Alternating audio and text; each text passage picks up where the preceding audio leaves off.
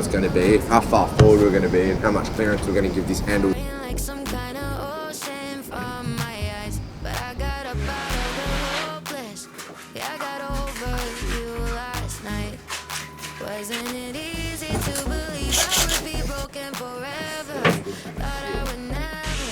Rose, don't you know this is a serious work site?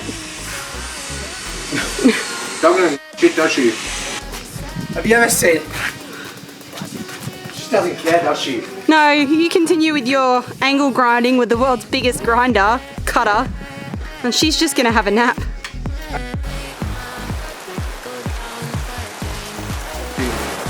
She's like, it's not okay. I just saw you put all your electronics in the microwave. That's all the measurements. I mean, I reckon you could even cut a 500-minute fit.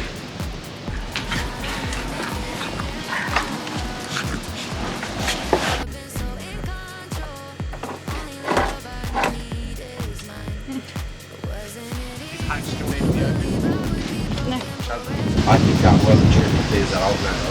It's the same as you can measure it. Oh. I was at that time off the dose. The overlord, ultimate being of the universe wishes for us to barbecue. Barbecue until the day we die. Because I've done nothing but ask this together and doodle on a new tool that I bought. Oh, get lost. Oh, go. Did you not even measure that? No. Eyeballed it. I f***ing eyeballed it. You eyeballed that and it's like perfect. Oh, it's not perfect, but pretty good. Fine, I can put filler in there. What's a couple of mil between friends? In a bad world. Trade dog.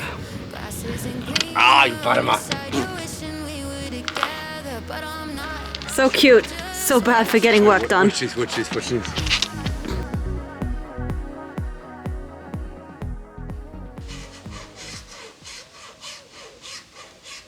Hot tip. Number 38. Don't go looking for the other 37 though, because they don't exist. I definitely did not learn this from Robertson and Kane employees teaching me how to do it. But if I had have learned from Robertson and Kane employees teaching me how to do it, they'd be great guys. Polishing stainless. Your boat will have stainless scratches all over it. Some will be under your nose, like tiny as under my nose. Cheers. You get a pot of bulldog polish. Looks like this. May or may not be labelled. So you get one of these, and then you abuse it. You abuse it and use it in ways it was never intended for. So you get 300 to 400 grit. Oh, you obviously, if you're starting from scratch with a piece of metal like I have with this solar frame, you just go like 120 to 220, then you go 300 to 400, then you go 800 to 1000. Doesn't really matter, something in between there. Then you go somewhere around 1500, and it doesn't take long. But if you get all the discs and you put them on this, it takes even less time because you just send it home with this thing. So you just go through your graduations of sandpaper. Now the trick is to get a mirror polish as the end thing that you do.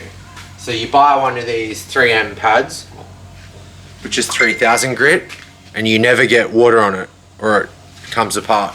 You never wash it, and if you do, you like brush water on it and don't let it get to this side where it's glued on, which is what I've been doing with that pad there. You get your bulldog polish, you wipe it all over your 3M sanding thing, like this, in a way it was never intended to be used, and then you go like this. And it's so easy. When you do all the layers like this.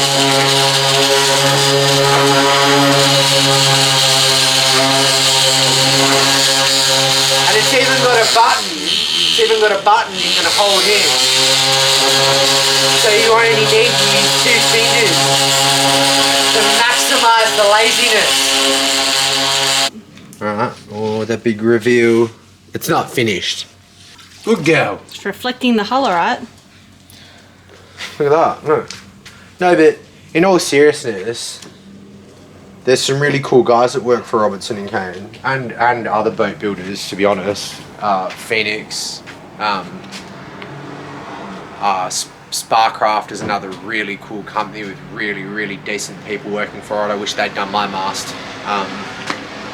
They were excellent to deal with, and they showed me their factory just because I happened to go past. But yeah, you learn from all these people in Cape Town, and there's a lot you could learn from shipbuilding in South Africa. Once they realise that you're not part of the circles of competition, they'll teach you. But it's one that's pretty cutthroat, I guess, so they don't teach each other. But like, look at that. It's got scratches on it, you can see. Yes, but it's pretty Because I've got no patience, so I went a bit too hard with the 120 on this. No, that's why Tynan paints the boat, not you. Yeah, I've got no patience. I can't be bothered. It's about 6 o'clock and I'm taking the opportunity to escape the boat for a little bit because I've been up working since like 6:30 this morning and go for a run. The nicest place to go is along the water near Marina Julia. I'm not a big fan of running, but I am a big fan of food and cocktails and cider, so unfortunately the running just kind of has to come along with that.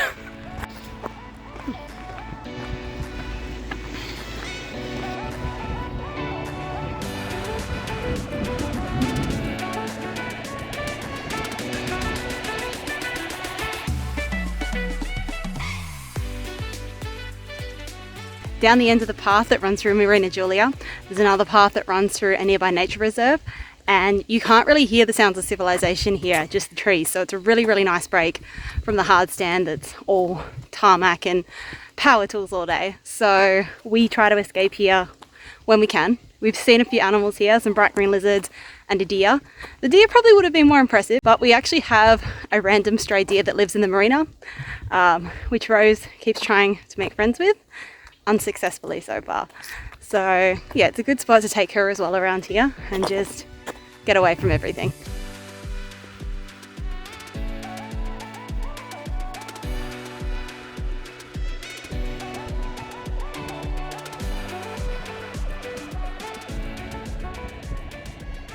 So maybe 6 or 7 weeks ago, Trent and I brought Rose down here. We're about 5 kilometers from the marina, and Rose being Rose, she jumped in the water. As she got out of the water and jumped over the wall that's just here, we noticed she did like a little weird hop thing with her foot. So we looked at her foot and there was just blood everywhere. She had stepped on a piece of glass in the water here and it really deeply sliced her fore. But again, we were like 5 kilometers from the marina. She's got blood going everywhere. So it was not possible to walk her back. So in the end, I stayed here with Rose while Trent ran the 5 kilometers back, got the motorized scooter, strapped the electric scooter to the back, and then rode up the road. To get Rose back, he had to put her across his knee and ride back really slowly, just holding her there.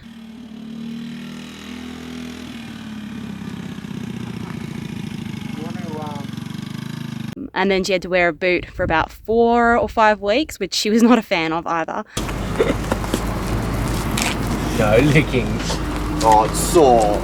I can happily report she's fine now, but we absolutely will not be letting her anywhere near the water around here, like, at all.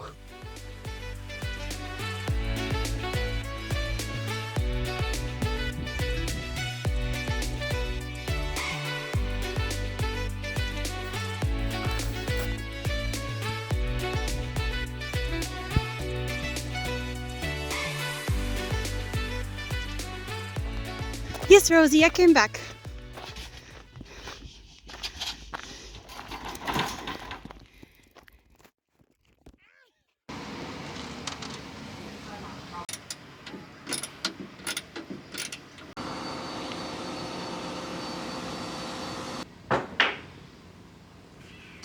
Precision metalwork. First, you put the thing that you want to install in the middle. So what you're about to do is exactly how you wrecked your last drill. Yes, the super cheap auto drill.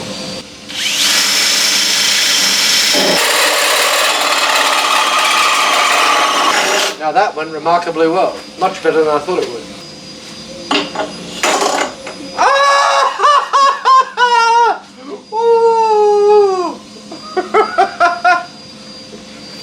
the whole day up until now, Trent and I have been doing metal work, a lot of cuts with the Widowmaker, grinding. We're both covered in metal flakes, so rather than just having a shower to wash it off, we've decided to make a jug of cocktails, grab the scooters and the dog, and head to the beach. Come on, let's go. We'll go swim. Yes, I'm not joking. Downstairs.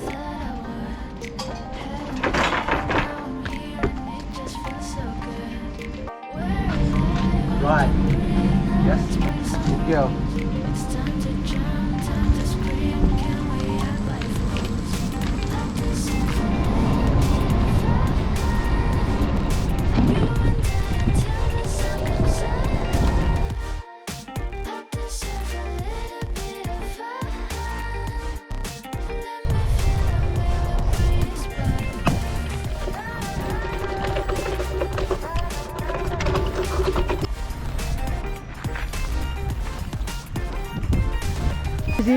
Go for a swim. Jump.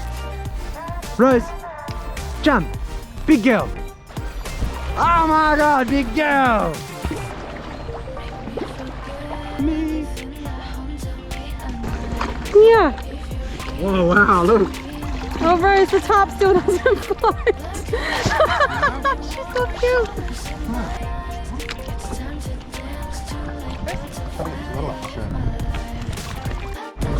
You look like a trash bag floating in the ocean. Oh, that's lovely. Back when the three of us were living together in Australia, we did have a pool in the backyard. So there were a lot of late summer afternoons with cocktails. Most of our cocktails are either recipes that we have traded for in like Asia, especially Thailand and Bali, or we kind of just make them up by taste. So this one is a lot of vodka, a lot of white rum, I don't know, like a splash of lime juice, what was left in the orange juice bottle, and then a can of like this lemon drink they have here in Italy that's pretty similar to what we call Solo at home. And it turned out pretty good. So we've made it in the KFC jug because I had to use the thing, because so far justification for having it on the boat is that it's cool. I'll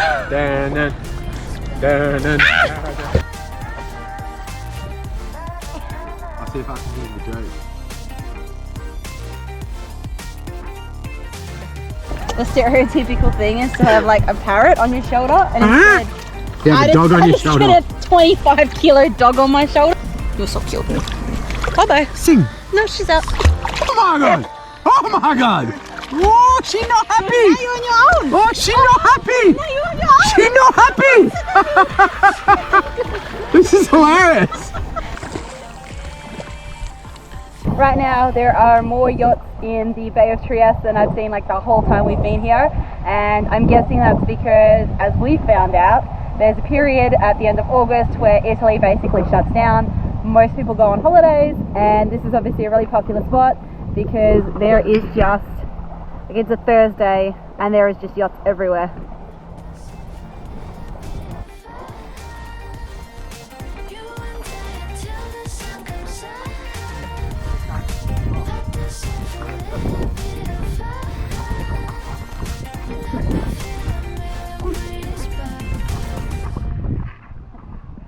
She's got the zoomies.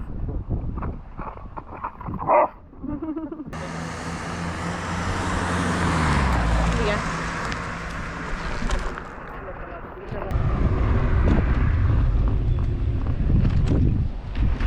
So after a few weeks of prepping and getting everything ready, we finished running the cable last night, and today it's time to do the final wiring for the solar panel, and then we'll have 7 fully functional rigid solar panels, which will be really cool because this last one should compensate for that last little bit of power we use, which will really help on days like today, which are a little bit overcast.